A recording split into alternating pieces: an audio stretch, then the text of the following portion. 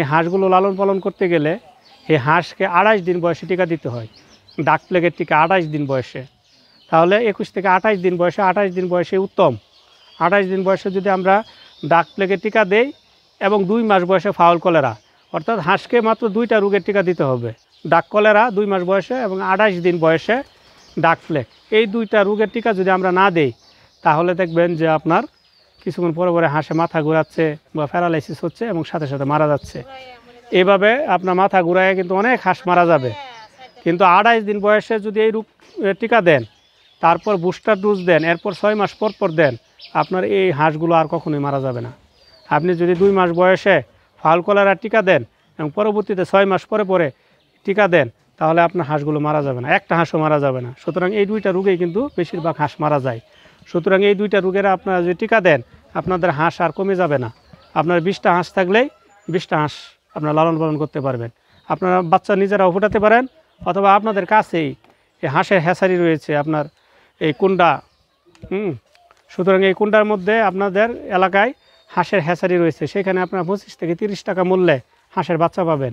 এবং সেই বাচ্চাকে যদি আপনি 100 বা 200 বা 300 এভাবে কিনে নিয়ে আসেন, তাহলে আপনি এগুলোকে ভ্যাকসিন দেওয়ার মাধ্যমে আপনার একটাও মারা যাবে না, আপনি বড় করতে পারবেন। ডিম প্রোডাকশন বেশি দিবে এবং আপনার ডিম প্রোডাকশন বেশি যদি আপনার দেয়, তাহলে তাকে এভিয়ান ইনফ্লুয়েঞ্জা টিকাও দিতে হবে। কারণ বড় হাঁস যখন আপনি অনেক দিন লালন পালন করবেন, তখন কিন্তু ব্লাড ফ্লু নামক এক ধরনের রোগ হতে পারে। অনেকগুলো হাঁস, সবগুলো হাঁসই একদিনে মারা যেতে পারে। বনে ঘাটে হঠাৎ হঠাৎ করে টপাটপ মরতে পারে, মানে একটার পর একটা সমানে মারা যাচ্ছে। এরকম ঘটনা যেন না ঘটে, আমরা ব্লাড ফ্লু টিকা দেবো। মানে যাদের একটু পরিকল্পনা একটু বেশি, 100, 200, 300 এরকম হাঁস লালন পালন করবেন, তারা ব্লাড ফ্লু বা এভিয়ান ইনফ্লুয়েঞ্জা টিকাও দিয়ে দিবেন।